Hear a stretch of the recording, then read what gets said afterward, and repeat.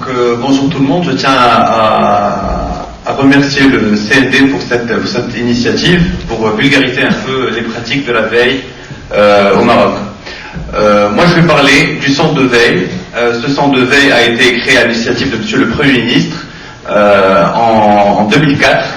Donc on était deux personnes à réfléchir un peu sur ce que pourrait faire le Maroc en termes de veille, dans le sens où il y avait déjà une stratégie industrielle qui était en train d'être dessinée, ce qu'on a appelé plus tard émergence. On ne voulait pas être à la traîne, donc il fallait créer un dispositif qui puisse être réactif par rapport à toutes ces évolutions. Le monde va de plus en plus vite. Et donc il y a eu ce centre de veille qui va, avec sa petite contribution, donner à quelques décideurs clés de l'information qu'ils puissent utiliser rapidement, en temps réel, et que ça soit de l'information concrète. Donc on ne fait pas, on est vraiment un exemple concret de ce que peut être la veille. Alors un exemple concret, ça veut dire c'est un investisseur, on va parler par exemple ça peut être Mercedes qui veut délocaliser 500 emplois et qui est en train de réfléchir à délocaliser ces emplois en Afrique du Sud, savoir si le Maroc peut être shortlisté comme pays, et voilà, donc on essaie d'être là, savoir le who's who qui décide, faire un mapping, comment on peut accéder à telle ou telle personne, et essayer de ramener vers nous ces investissements qui sont très importants pour notre pays. Et cette veille aussi, hormis le côté investisseur et ramener l'investissement, c'est aussi savoir les tendances. On ne va pas aller ramener un investissement pour notre pays où on sait qu'à lourd terme, qu'à moyen terme, on ne sera pas compétitif. Donc c'est aussi savoir les tendances, qu'est-ce qui bouge, où on peut aller. Et voilà, donc c'est un sens que sert la veille, c'est vraiment du concret, essayer d'avoir des résultats de plus en plus rapides et de plus en plus concrets. On a eu une petite success story avec nos amis de Automotive Wiring System, on a eu l'information, et ça c'est à travers un canal informel, donc on n'a utilisé ni outils, c'était tout simplement du networking. On a eu l'information comme quoi leur directoire allait venir, et comme quoi ils étaient en train de réfléchir, est-ce qu'ils allaient rajouter une extension dans l'usine à Tanger, ou leur usine, je me rappelle, je crois que c'était en Pologne. Voilà, donc on a eu l'information, on a communiqué ça. Alors nous on est basé à la direction des investissements, donc on a la chance d'avoir avec nous quelqu'un de très réactif, qui est vraiment quelqu'un du réseau, et le fait qu'on soit basé aussi à la direction nous permet de voir le flux d'informations en termes d'investissement, qui vient et qui fait quoi. Alors pour finir l'histoire sur Automotive Wiring System, qui emploie en ce moment, je crois, 3000 personnes sur la zone franche de Tanger, ils font du câblage automobile.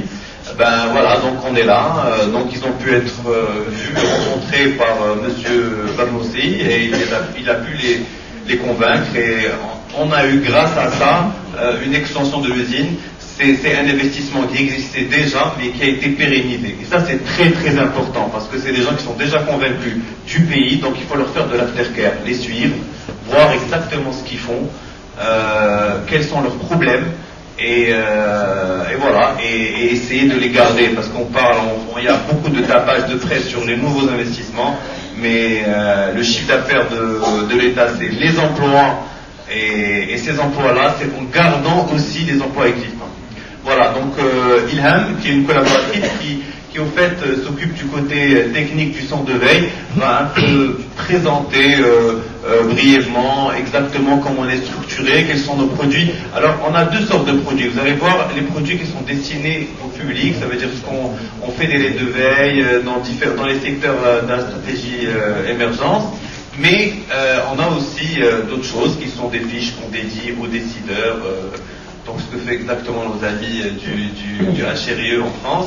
Donc c'est des fiches sur tel ou tel investissement, des choses qui sont destinées à des décideurs. C'est des choses confidentielles, pas vraiment, on n'est pas dans l'information secrète, mais c'est des choses qui sont dédiées, où on va dire, par exemple, si on est en train de faire un investissement avec un investisseur sud-africain, pour ne nommer personne, donc on va voir est-ce que ce gars-là est crédible, on va le suivre, quels sont ses problèmes, comme ça, quand on est en train de négocier avec lui, on a un pouvoir de négociation. Donc voilà, on est une petite équipe, elle est en train d'être renforcée. On travaille très très étroitement avec le secrétariat général aux télécommunications, la personne de M. Taïeb Tebar, chez qui on veut mutualiser tout notre outil. Nous travaillons en ce moment avec un prestataire français de grande renommée et nous espérons continuer notre collaboration avec ce prestataire-là et rajouter d'autres prestataires. Voilà, je remercie tout le monde et je passe la parole à mademoiselle Ilham Tounsi, brillante technicienne chez nous au Centre de Veille. Voilà.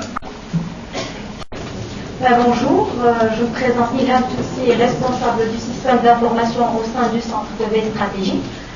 Nous sommes aujourd'hui réunis pour parler de veille et de text mining. On a jugé nécessaire de vous présenter le Centre de Veille stratégique, un outil gouvernemental au service de l'économie marocaine, et de partager cette expérience avec vous. Donc, pour pouvoir suivre la présentation, je présente un peu le plan. On va parler un peu des objectifs, mais je pense que je ne vais pas m'étaler sur ça puisque M. Sakia en a parlé. L'organisation du CVS ensuite, les services offerts par le CVS et enfin le projet d'EGOV. Donc, le Centre de veille stratégique est le premier organe gouvernemental marocain de veille stratégique. Il a pour mission d'informer sur l'environnement économique international du Maroc et particulièrement les IDE. Dans un but d'anticiper la concurrence et proposer des actions dans le cadre du plan émergence.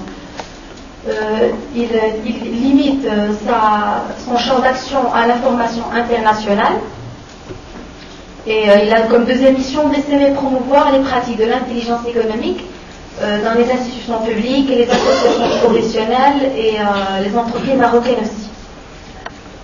Pour parler un peu de l'organisation.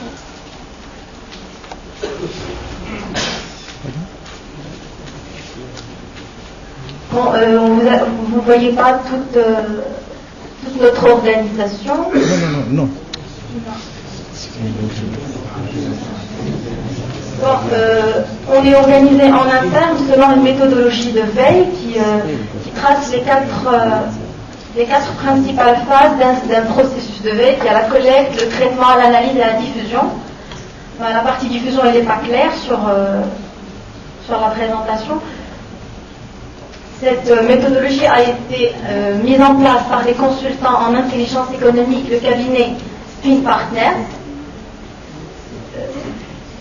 Le CVS compte énormément sur la collaboration d'un réseau de partenaires constitué de conseillers économiques, des membres du gouvernement, des entreprises marocaines et des associations professionnelles. On voit clairement les interactions qu'il y a entre le CVS et ce réseau de partenaires, en amont lors de la collecte d'informations, mais aussi en aval lors de la diffusion de nos services, où ils bénéficient de tous les services du CVS.